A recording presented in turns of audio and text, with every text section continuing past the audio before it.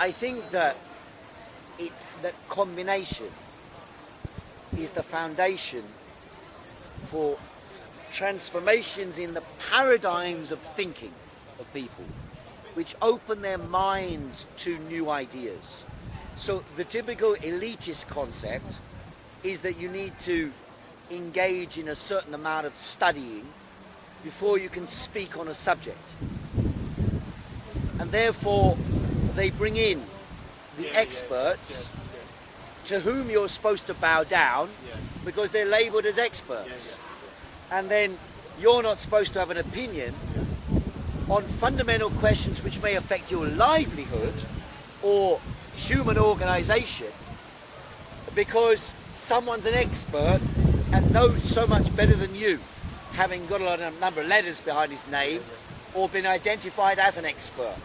A sort of self-promoting system of enhancement of the power of some so-called intellectuals is organized in the universities, in the institutions of the state, in the mass media, through various advisory bodies to the capitalist interests, and they present themselves as very clever. Let me give you an example. Several years ago, there was a conflict between ourselves as speakers and users of the park and the authorities of the park.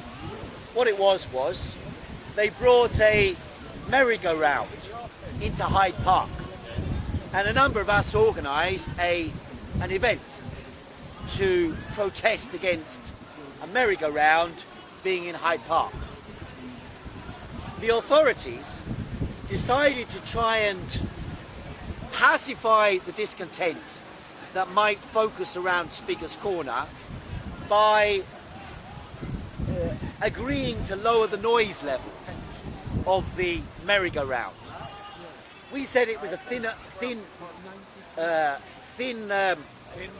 end of the wedge, as you say. But obviously they've come back with a vengeance nowadays, haven't they? I mean, it's a direct effrontery to your fundamental right to speak, to have commercial events so close for no reason whatsoever. I mean, the park is big after all. Huge. It's enormous space. Ridiculous, isn't it? There's no reason for them to have this in this particular location, apart from the fact that they consider that Speaker's Corner is an utter and complete irrelevance. Yes. So this question about education is about a belief in the way in which people can reach new concepts about ideas.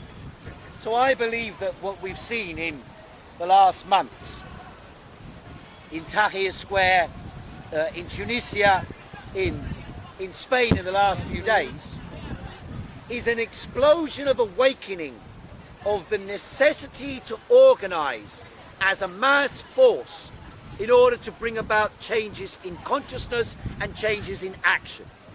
And that, I believe, is the fundamental essence of what we are seeing take place at the moment. It is an awakening of ideas which remain repressed for the majority of most people's lives. The idea of community, the idea of collectivity, the idea of progress through collectivity, the idea of exchange and advance through collective interaction. Those ideas spontaneously created by your own interests. Those ideas are negated by the organization from above that takes place on a daily basis. That is the normal life that we live under.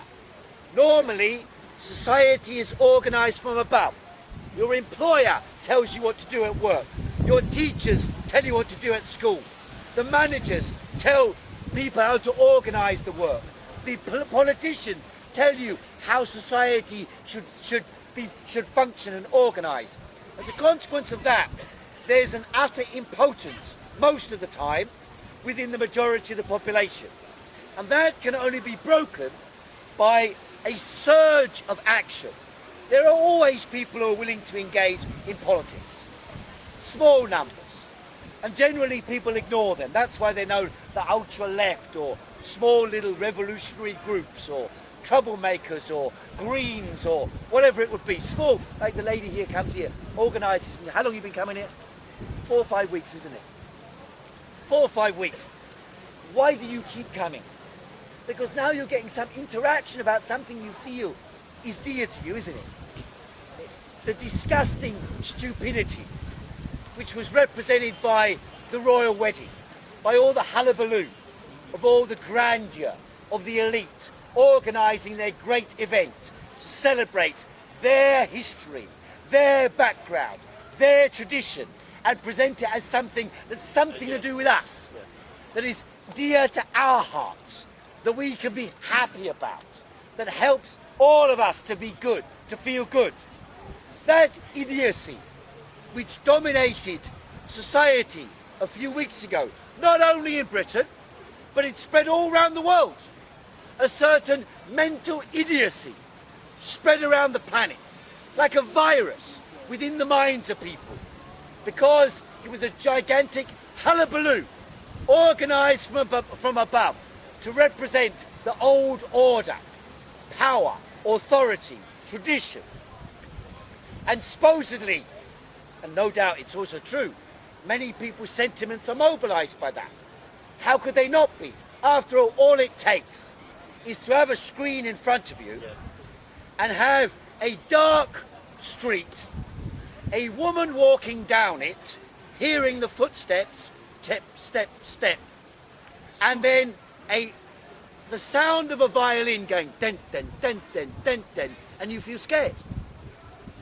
If that woman then falls in love in a scenario on a film and has her first kiss, and the music is organised to mobilise your sentiments, then you feel those sentiments and they can make you cry.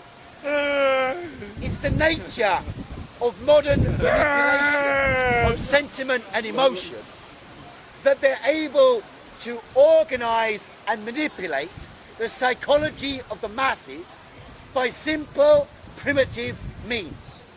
But because they have the means of reproducing those ideas through the television, through the radio, through the cinema, through the internet, through the power of control of finance over the means of cultural dissemination, and through repetition. After all, how do you know Bin Laden is dead? How do you know it? You don't know it because you saw his body.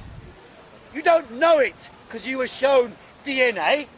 We saw the video. You don't know it because you... What video? Well, the one they showed us. I don't know what it was. He was looking at the TV. There we have it. We saw the video. I said, what video? The one they showed us. Yeah.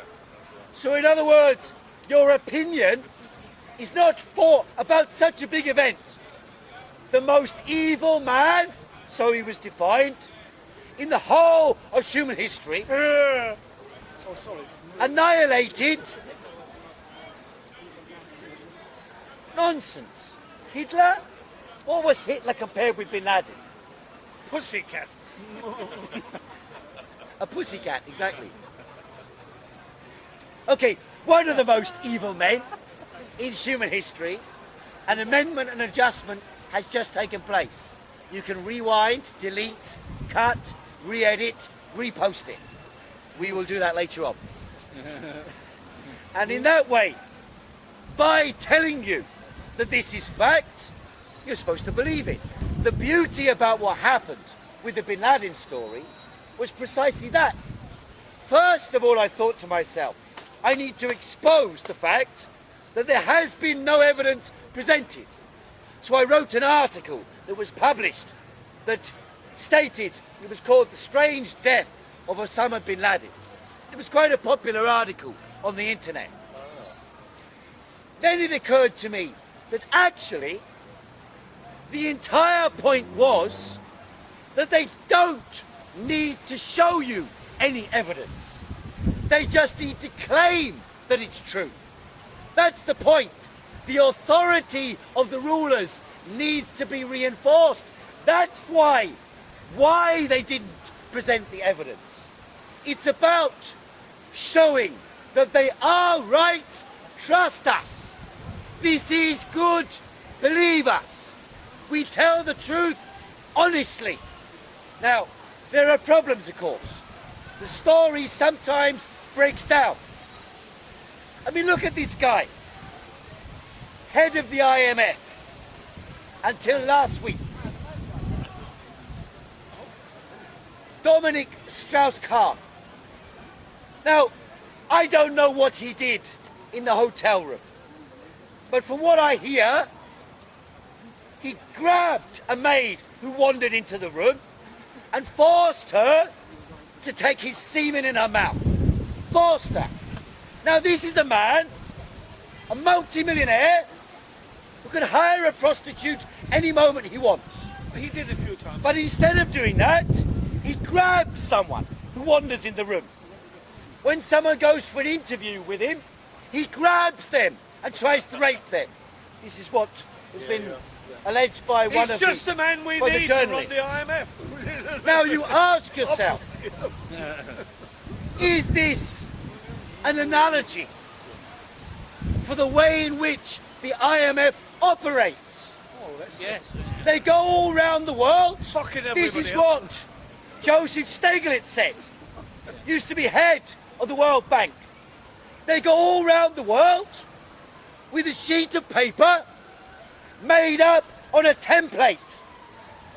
They have people inside each country, Thailand, Indonesia, China, France, Italy, Spain, who are there to fill out the template with the basic data. Having done this, total income, total factor productivity, inflation rate, money circulation, and so on.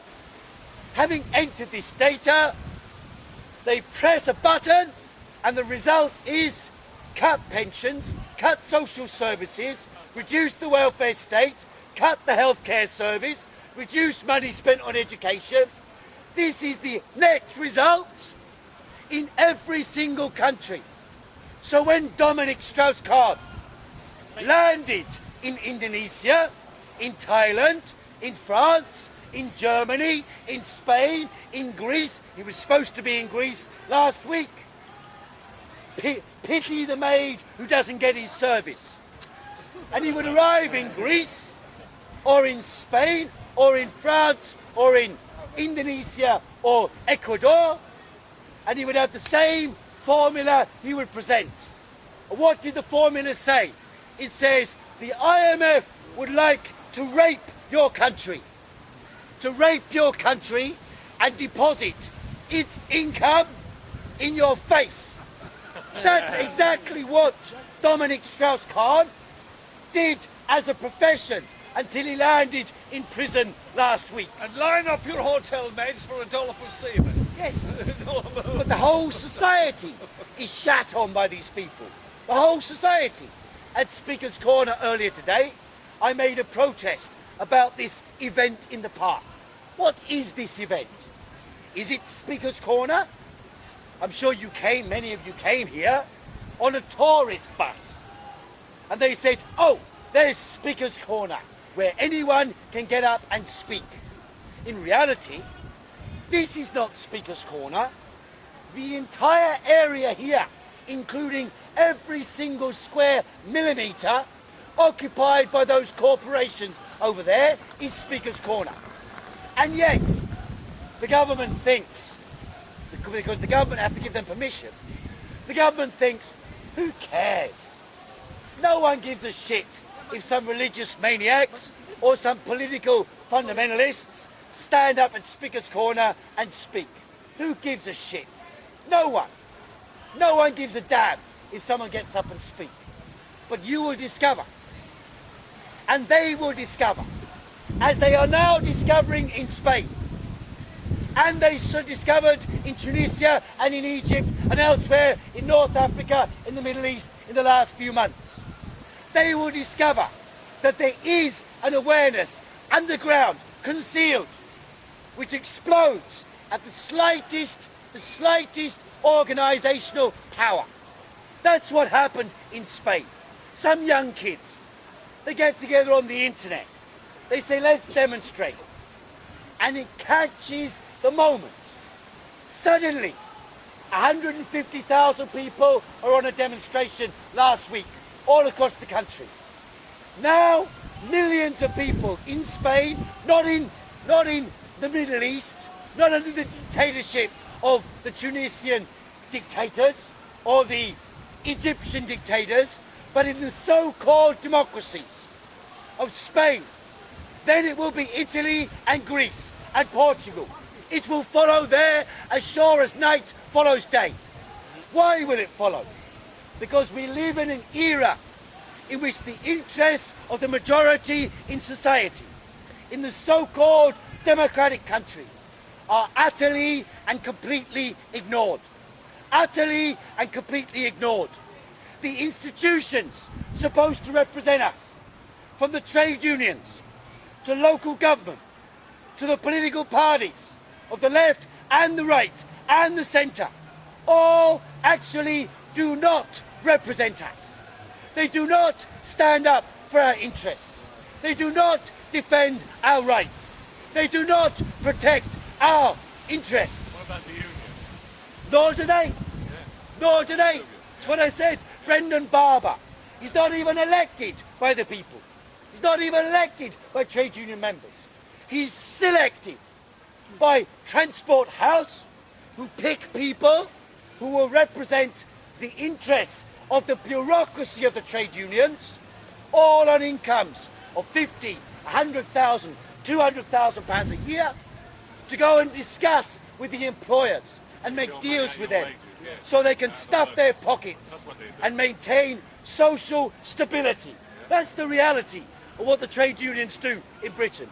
The leadership of the trade unions. They do it anywhere in Europe, only in That's correct. All over Europe, Even that France, is the case. France used to have a good union. Yes, even in France, which is famous. The gentleman here says it's everywhere. But what is also everywhere is the potential for a sudden explosion of discontent. There is an awareness of this.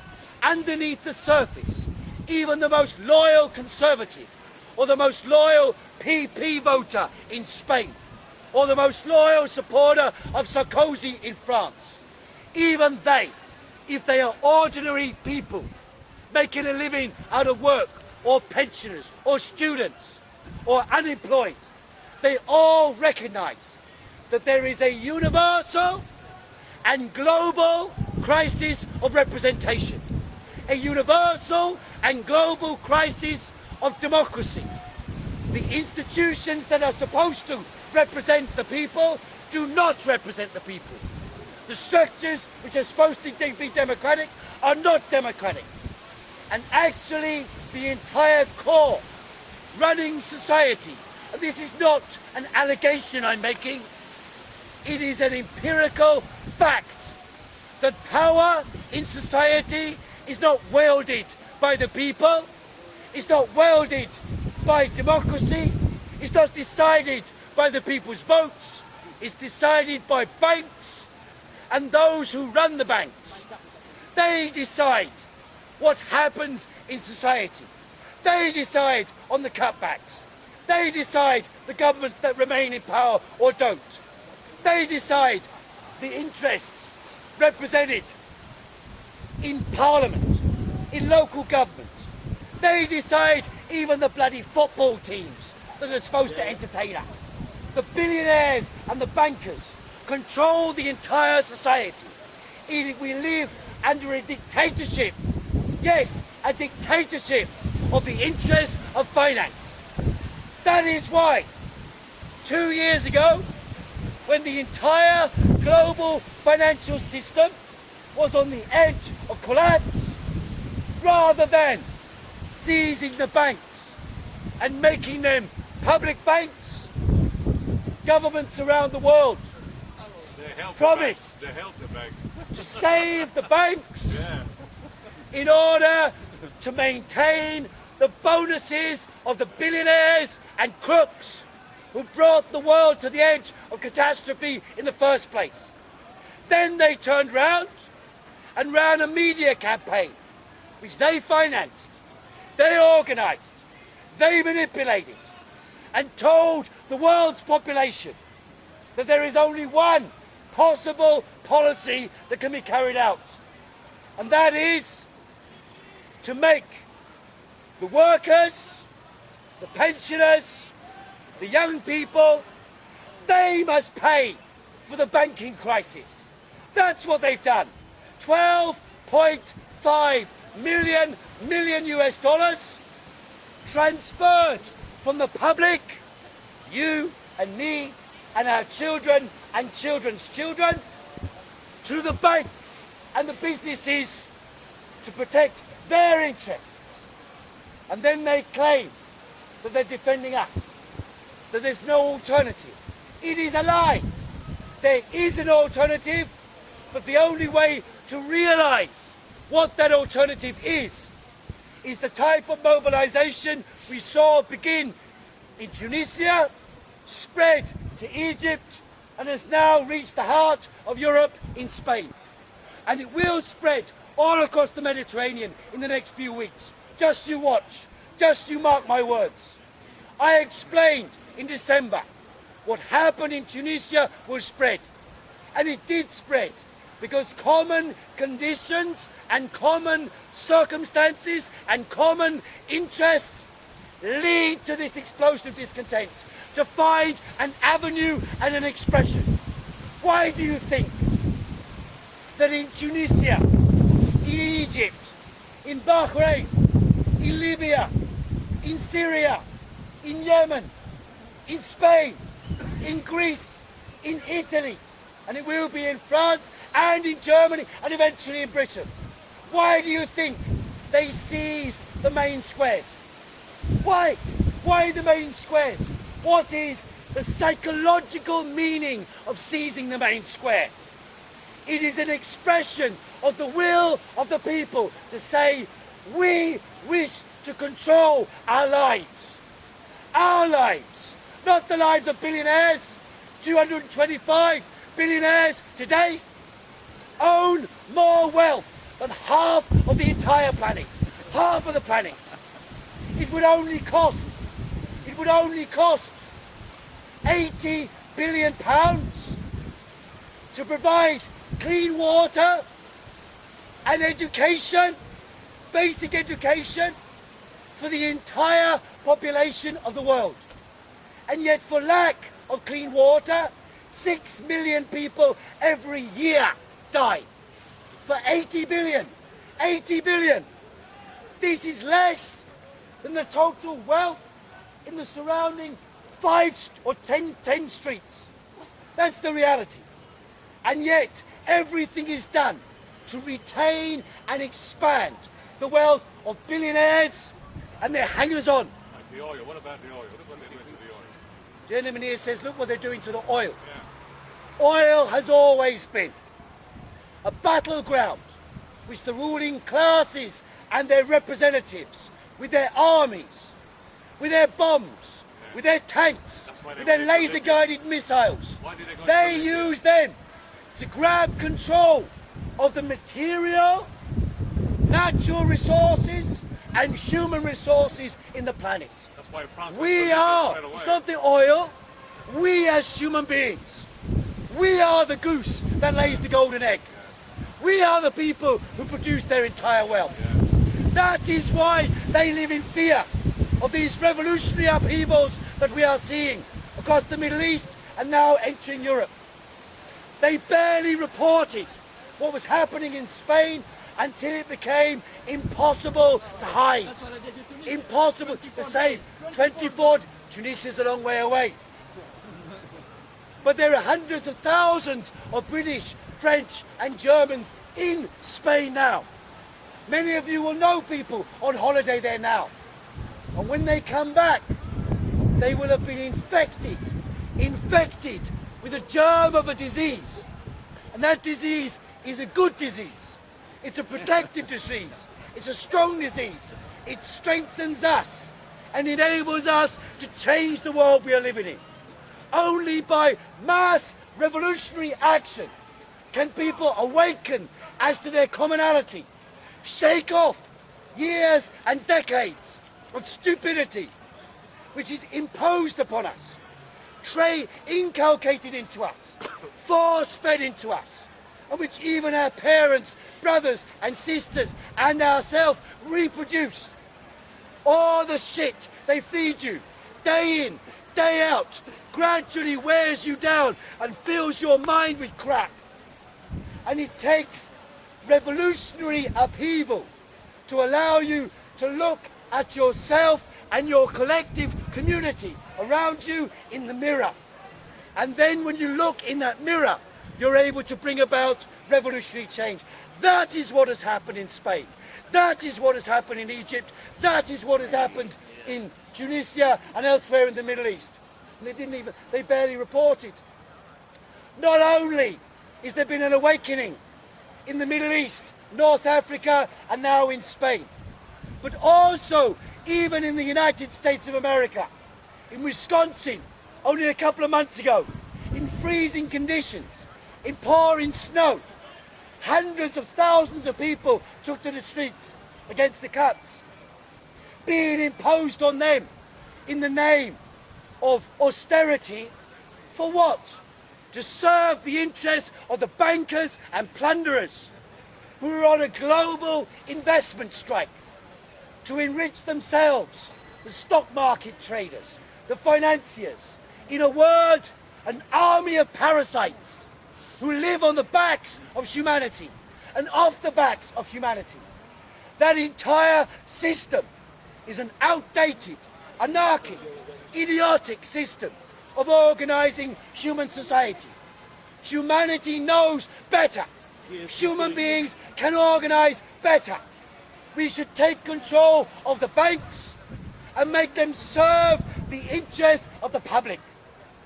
Health, education, welfare for the entire planet, not just a tiny handful of people in the advanced capitalist world. And then they turn around and say to you, well, don't forget that in Asia they'll take lower wages than you. Don't forget that in China they'll work longer hours than you. Don't forget we're in competition. We are not in competition with the Chinese people. We are not in competition with the African people. We are not in competition with each other. We are in collective communion. And we need to recognise that by revolutionary combination. That is what the revolutions in the Middle East and Spain represent. The birth of an awakening, the birth of an awareness of our collectivity and of our need to control the society for the interests of us, of our children, and the future generations of humanity. Thanks very much, ladies and gentlemen.